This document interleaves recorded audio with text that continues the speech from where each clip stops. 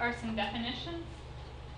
In this, we have talked about variables up till now, but now we have a few definitions. A random variable is just a numerical measure of the outcome from a probability experiment. For instance, if you're flipping a coin, my random variable might be the number of heads that we flip.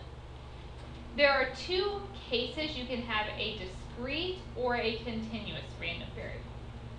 Discrete means countable. Continuous has an infinite number of values. So for instance, if I said I was flipping a coin and counting the number of heads, would that be discrete or continuous? Discrete. It's a countable number. If I said I was measuring the heights of people in the classroom, is height discrete or continuous? Yeah, it would be continuous if I wanted to, like, I could do fractions and decimals, right? You're not just necessarily, I don't know, 65 inches tall. You could be 65.1 inches tall or 65.12 inches tall, if I wanted to get really precise. Like heights, weights, those kinds of things would be continuous. There are an infinite number of values there. Let's just take a look at some variables and decide if they would be discrete or continuous and talk about what values they could take on. So the number of light bulbs that burn out in a room of 10 light bulbs in the next year, discrete or continuous? Discrete.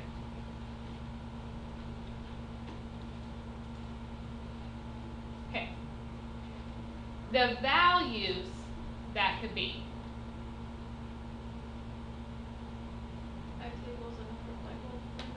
Okay, so what would be the possible answers? 4. Could be 0 too, though, couldn't it? Because you could have none that burn out, so 0, 1, 2, all the way up to 10. So those would be the only possible values if I'm talking about how many light bulbs burnt out. B, the number of leaves on a randomly selected oak tree. Discrete or continuous?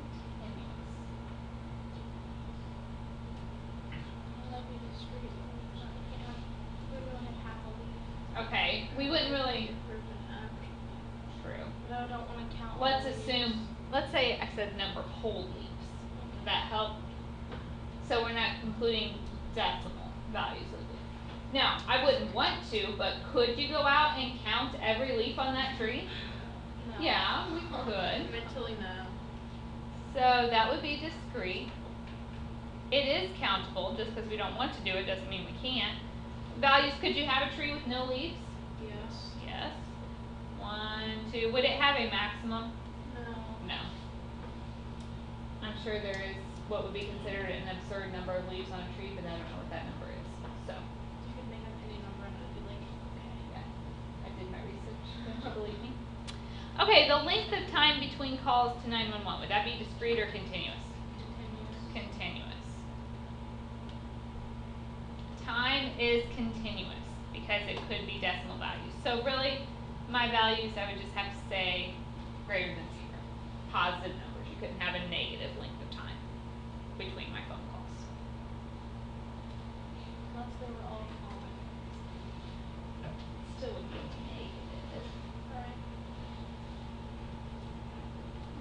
Are there any questions about the difference between a discrete and a continuous variable?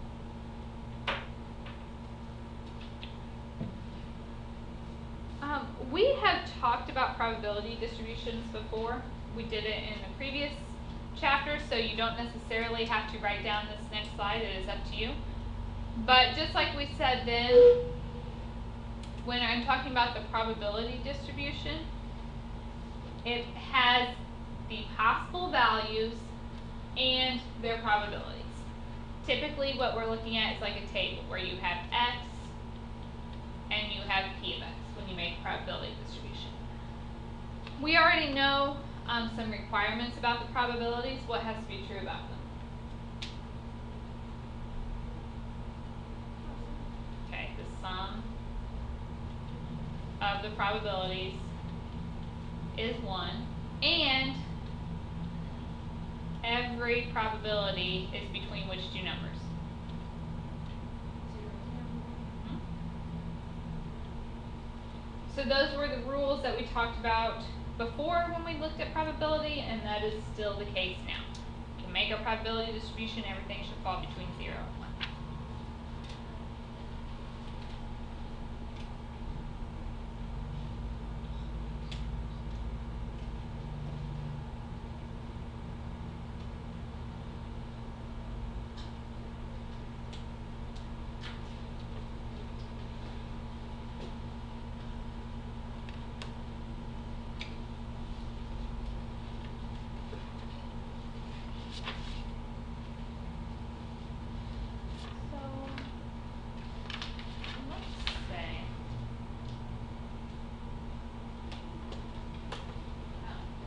A basketball player is asked to shoot free throws. Create a probability distribution for x equals 0, 1, 2, or 3 shots. Have I given any type of formula for how we would calculate these probabilities? No. I'm just saying create something that might work. So it doesn't have to be accurate. We're just kind of making this up. We're just giving an example. So my possible x values were 0, 1, 2, and 3.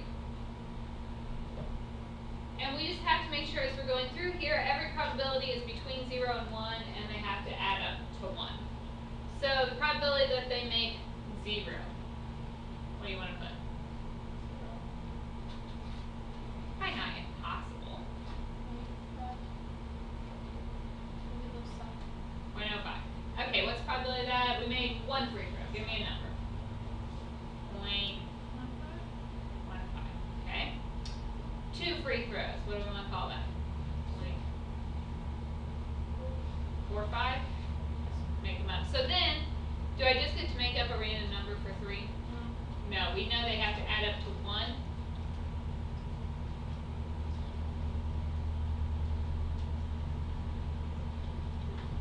So that one would have to be 0.35. If I were just making up my own probability distribution. All right. Questions so far?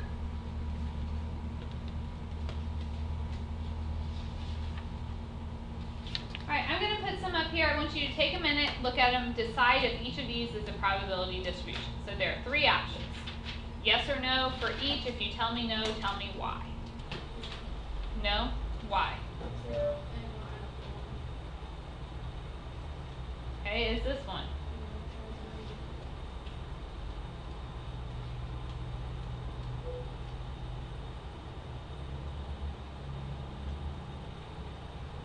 Is this one? Yes. Every probability is between 0 and 1, and they add to 1. So that one works. All right. Is that okay? The next one, I want to take a probability distribution. I'm going to change my directions a little bit. Your homework on this section just a lot of times asks you to draw a graph of the probability distribution. So this data is showing the number of movies streamed on Netflix each month. It gives you the X meaning the number of movies and P of X meaning the probability of each of those occurrences. If I just ask for a graph, there are several different ways you could do it. You could make an actual histogram, but it's probably going to be easier. We can just do a very basic graph. My X down here is the number of movies, and I need to go all the way up to 5.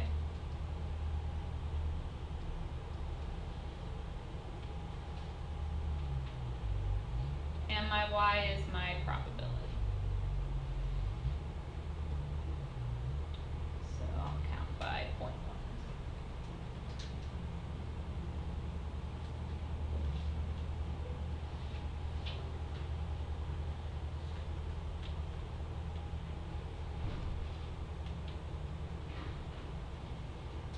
And so I'm just going to draw a very basic graph. At 0 has a 0.06% chance. So I'm just going to put a dot and then just draw a vertical bar up to that. 1 is 0.58.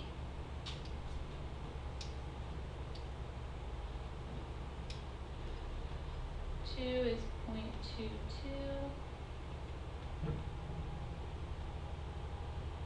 3 is 0.1. 4 is 0.03. And 5 is 0.01. So we can do just a very basic graph for those. You could do. What we need to do. We don't. Yeah, that's it. We could do a bar graph or a histogram or something, but it's not necessary here. This is just a simple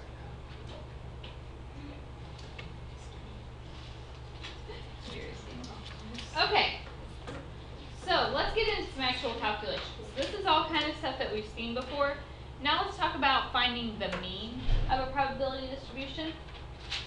So we know that in general, if I just want the mean of something, you add them all up and you divide by the total, right? In calculating my probabilities, we have already done some of the division there. So if you have a probability distribution, the mean of that is actually found by doing that sigma. That means the sum of x times p of x. This is on the formula sheet for that chapter, so you will have that when we get ready for tests. We're in the chapter 6 section, so if you want that out right now so you can look at it, it's right there. So let's talk through, we're going to do some of this stuff by hand, and then we're going to talk about other options for getting it.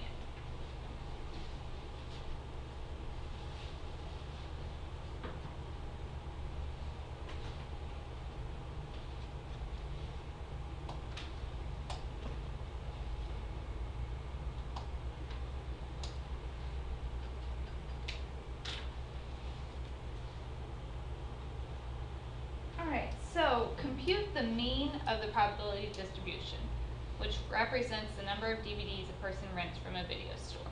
Okay, so X would be the number of DVDs, and then we have the probability of each of those. We are asked to find the mean. So if you're going to do this by hand, what I recommend, probably the easiest option, is just taking this table and adding another column to it. X p of x. So all we're going to do is go through and take the x times the probability. So 0 times 0.06, 0. 1 times 0.58, 0.58. 2 times 0.22, 0.44. 3 times 0.1, 0.3. 4 times 0.03, and 5 times 0.01.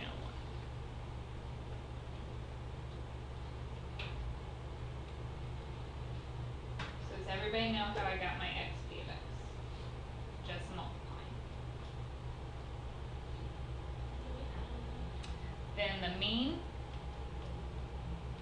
is just the sum of all of those. So you just add those numbers up.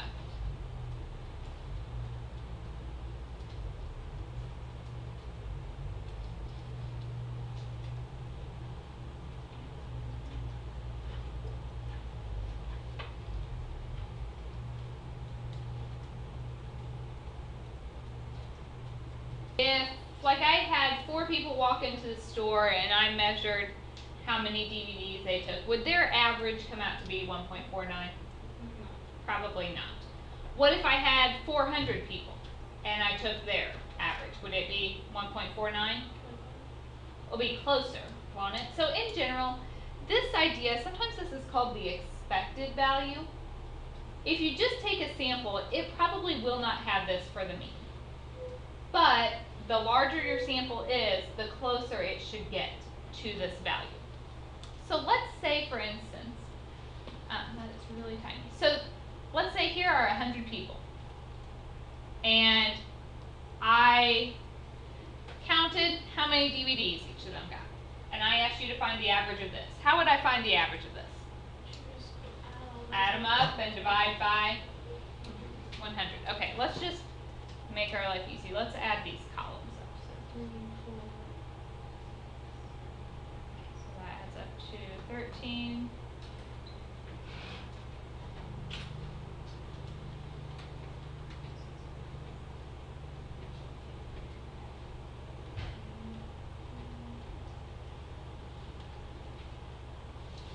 Are you guys checking me?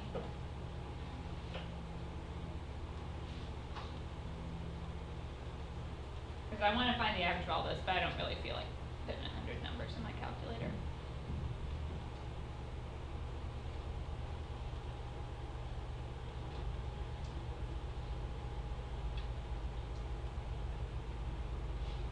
Okay, I want you guys to be adding up these numbers that I have from my column.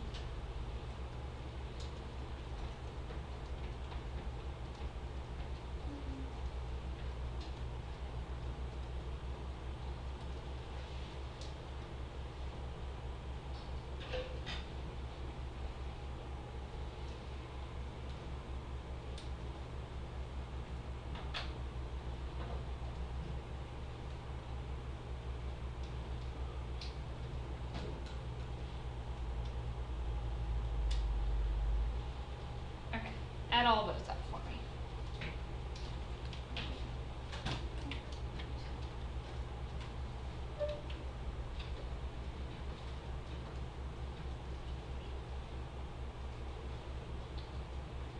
So what does that add up to?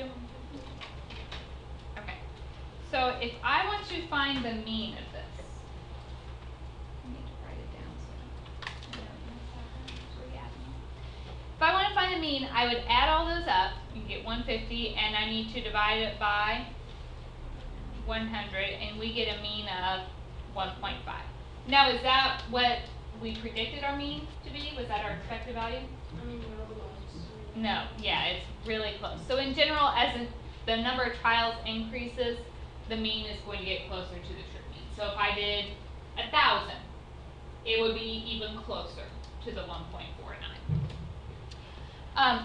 What you might want to jot down, the mean is sometimes called the expected value. If you are looking at your formula sheet, it does tell you on there mean, and then it has parentheses expected value. But sometimes some of the homework questions, test or quiz, I might just say find the expected value of this problem, and you need to recognize that that is just saying find the mean, find the average. Have a good paying job after you graduate. You could go be an actuary, and you can get a job working for an insurance company or something like that. And you would you would look at all the risk factors associated and determine what premium should be for certain groups of people. So that's the kind of thing they do. I want to look at this one. We have a life insurance company that sells a $250,000 one-year term life insurance policy to a 49-year-old female for $530.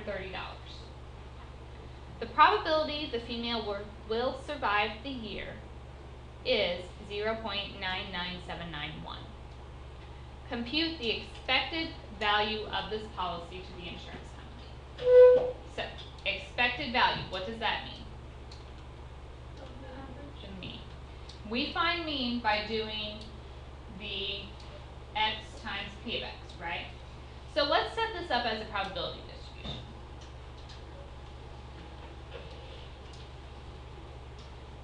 Okay, we're talking about the insurance company's perspective. So if this person does not die, how much money does the insurance company get? $530. What is the probability that the person doesn't die?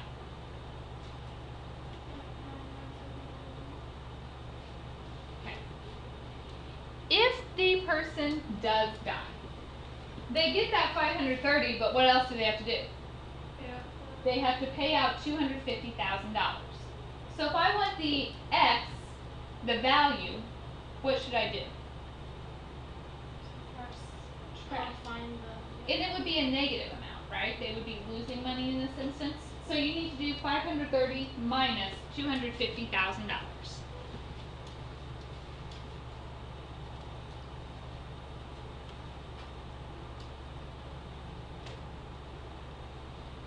Should we negative $249,470? Okay, the probability that happens. The only time they are going to lose this money is if this female does not survive. How do I find that probability? So 1 minus the 0.99791, and we get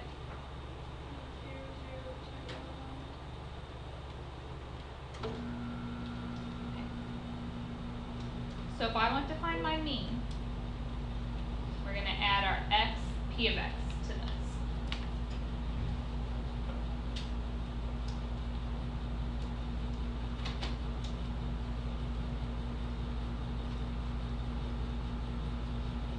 So multiply these values together.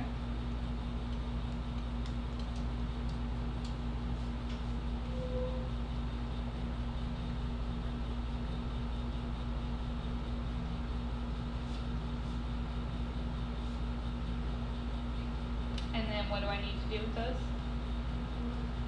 them up.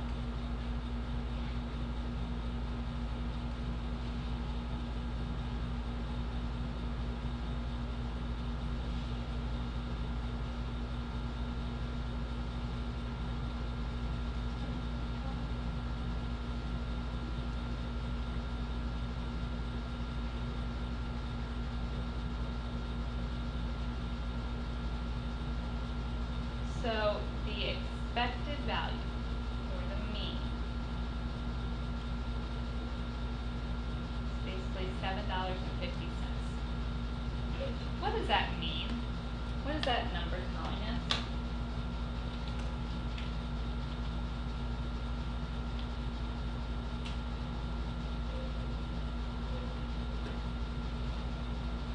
That's telling you this company would expect, on average, to make $7.50 for every policy they sold.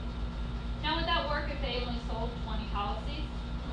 No, because if somebody was in that group that didn't survive the year, they would lose everything. This idea only works if they are insuring a large number of people. Okay. Questions there? Yes, ma'am. How'd you get the 0.0222? The probability to survive was this, so the opposite of not surviving would just be 1 minus the 0.99. Other questions?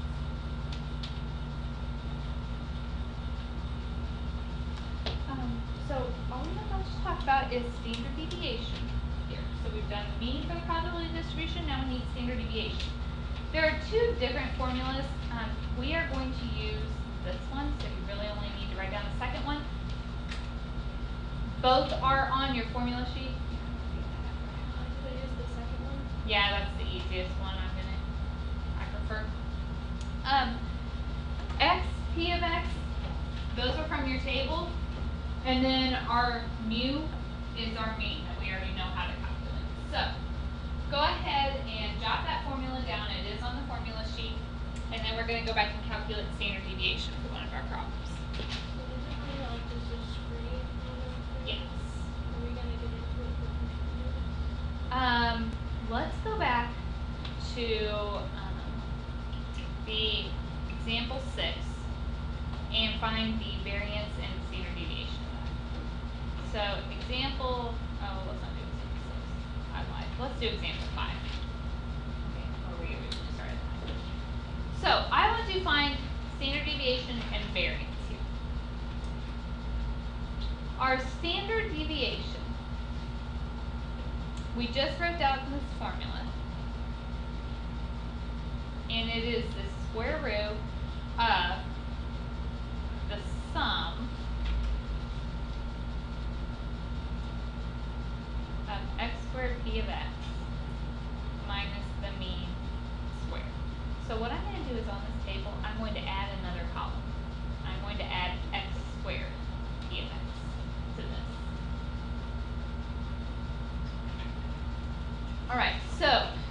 0 squared is 0 times 0.06 is still 0.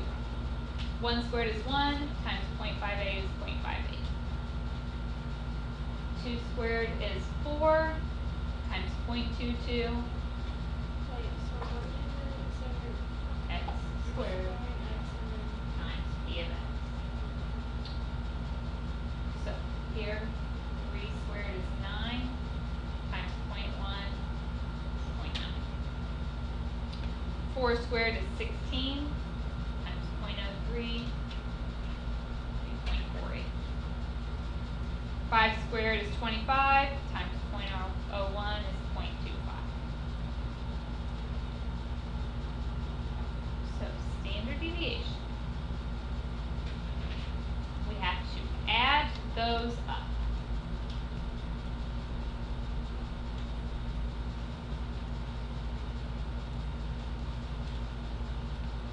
I get 3.09 minus the mean, which we already found was 1.49 squared. So if I do the square root of that,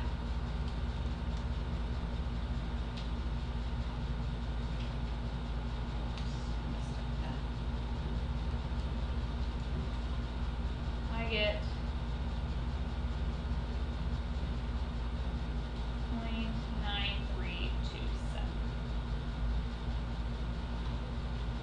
Everybody see how I get that?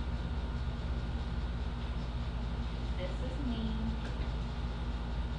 This is standard deviation. I also asked for variance. How do you find variance? Yep, it's just our sigma squared. So if I square that, I get 0.869.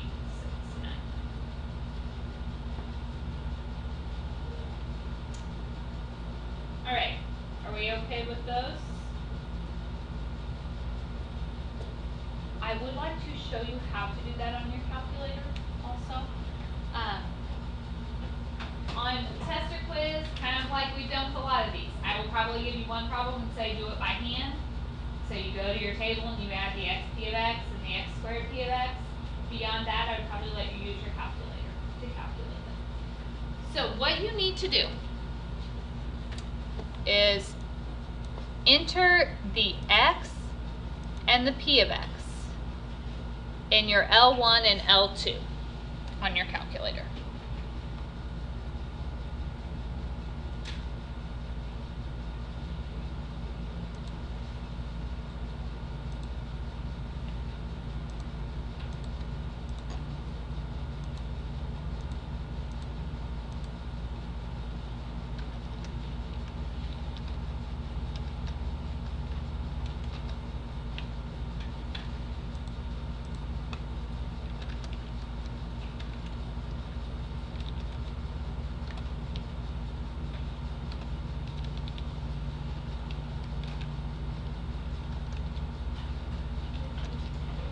Okay.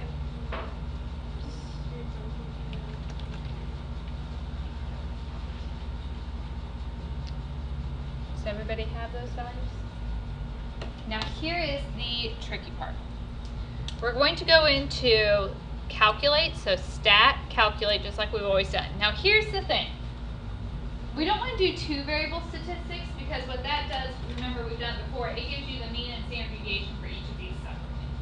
I want to put them together. So I want one variable statistics, but I have two variables entered. So you're going to hit your one variable statistics. Your list is L1.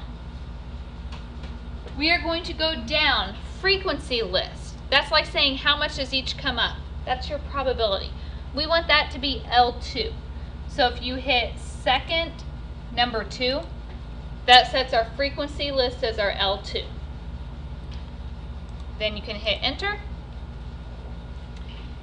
And we get X bar, the mean, 1.49. Sigma, standard deviation, 0.9327, which isn't that what we got a second ago? It doesn't tell you standard deviation, but you know you just have to square that. The variance. Yes, sorry, variance. Gives us standard deviation, we square that to get our variance. Okay, so that is how we do this on the calculator.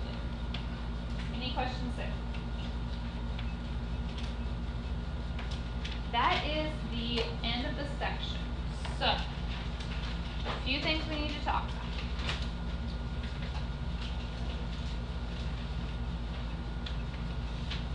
This is your assignment, fairly short.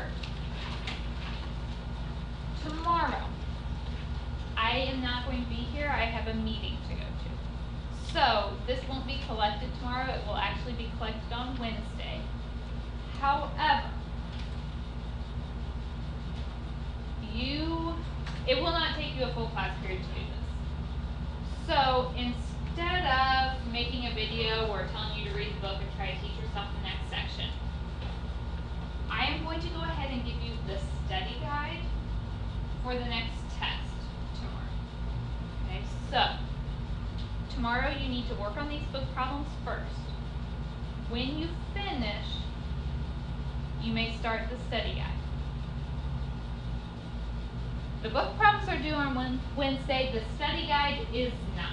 It is most likely going to be due on Monday. But that all kind of remains to be seen. We're going to see how things go from here out. So I'm going